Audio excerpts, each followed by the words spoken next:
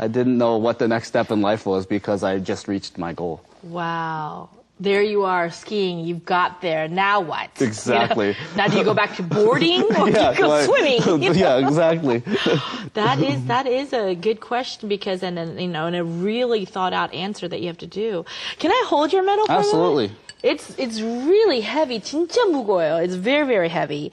So this is around you, and at that moment you're thinking, all these people are not clapping for you, but like, what am I going to do next? Exactly. My parents are just like freaking out. Yeah. And my mom's like crying. And I'm standing on the podium with a fake smile. I'm just in my own mind saying, what in the are you going to do next? What's the next move in your life? I'm like, I wish I could have just sat down and relaxed and just enjoyed the moment like I should have, like a normal person would probably. But for some reason, my head was spinning out of control trying to figure out what the next step in life would be. That's your motto because you're going full speed ahead. Exactly, full you're throttle. You're already not 2 steps ahead, but 2 slopes ahead of everybody, right? 2 slopes ahead. Yeah, this was accomplished, so my mind was already moving forward to the next task. Wow.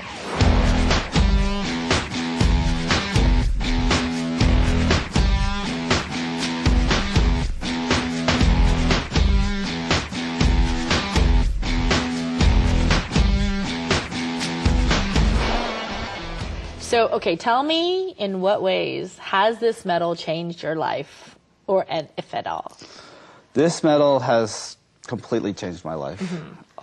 Through this medal, I was able to meet my biological parents here in Korea. Oh, wow. And when I received the medal, actually, there was a lot of news and a lot of things going on. And a lot of people came forward in Korea saying that they were related to me. So I think, it was several... my brother! Several hundred people, that was my son, that was, that could be whatever.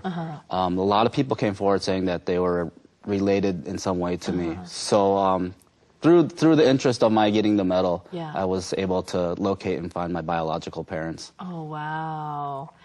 So how did you know that this was your father when you got to finally, okay, because of this medal, you found your real father, well, not your mom yet, not my right? mother yet. She's but still your father out there somewhere. Your Korean father, who's in Busan. Who's right? in Busan? Yeah. So tell me how that happened, because everyone's like, "Oh, this is my son." Yes. Oh, they're all these people, right? Exactly, and it was super overwhelming. Yeah. How do you know this was there were so many your father? people coming forward? But what happened was, since I won this medal, the Korean tourism organization hired me on as basically like an ambassador for Korean tourism. Okay. And so through them, they're a government entity, and then through them, they went and did the search for me and did DNA testing to locate my biological family. Wow.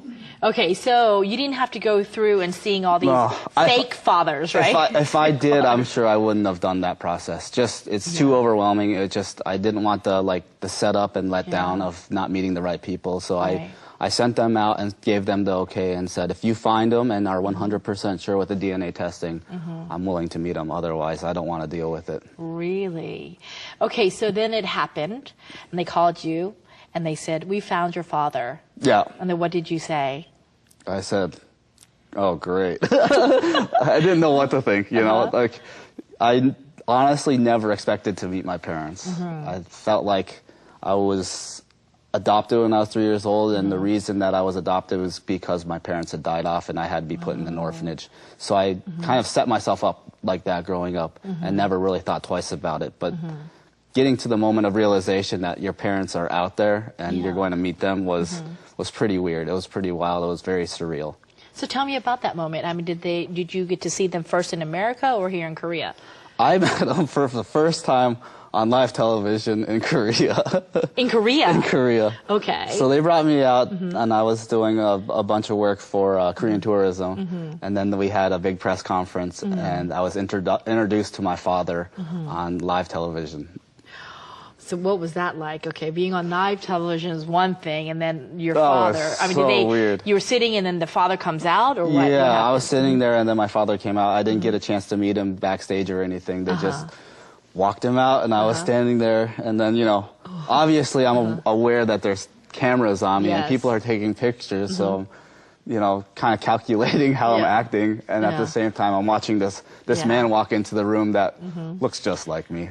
So Really? yeah. You looked When at I him, you looked said at yes. him, I'm like, I don't even need a DNA test. I know this is my father. Wow. And people said that. A lot of people said that, your father, you just father like son. Yeah. And we have a saying like that in Korean too. Yeah. Just like father like son. So you knew, huh? I looked at him, I'm like, wow, that's what I'm going to look like when I get older. What was the first thing you said to your father? Not much of anything. Of course, he doesn't speak English, Yeah. and my Korean's horrific, so there wasn't a lot of conversation. Just a nice hug, and then he started to cry. And He did? I'm very unemotional usually, so I was just kind of soaking it all in at the time. Oh, wow. What did your father say to you? He said something in Korean, I'm sure. Yeah, through translation, I believe he said something about. Well, he said sorry. He said sorry in English a lot to me, and he's very apologetic. So he was very. It was an upsetting moment for him to see me, and then he actually had to come forward and be truthful with his family because he was remarried, and I have a younger brother, full-blood brother. Oh, wow. And so he had to tell my brother that he had an older brother, but I was lost, and they was never able to find him. And then also his mother's actually a stepmother. So a lot of weird stuff came up that day for him. A lot of stuff. Yeah. You come to Korea, woo! Exactly, I changed everyone's life. Not only Toby winning the medal, but gaining another family, that was way back in the days, and now, coming together. But so what, can you tell me how you and your father got, now we hear the story many times, but I want to hear it from you of what you know, of how you and your father were apart, you and your family. Well, I guess, long story short, I ended up at a open air market with my mother.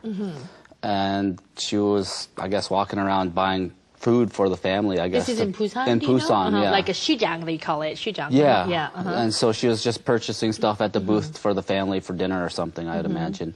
And being at the age I was, like 2.5, you're just about knee high. So if you go running off, you're not seen because it was crowded and there was a lot of people there. And so that's what happened. I wandered off, and my father says that I possibly was trying to find. There was like a truck station nearby, and he was a truck driver, and so he thinks that I went over to the station to try to find him because he'd take me there and let me play around in the cab of the truck and that stuff. So he thinks that I wandered off trying to look for him there, and I obviously got separated from my family, and then the police eventually put me in an orphanage because the child shouldn't be wandering around by himself. And no one came to claim me, and I ended up in the United States. Oh, wow.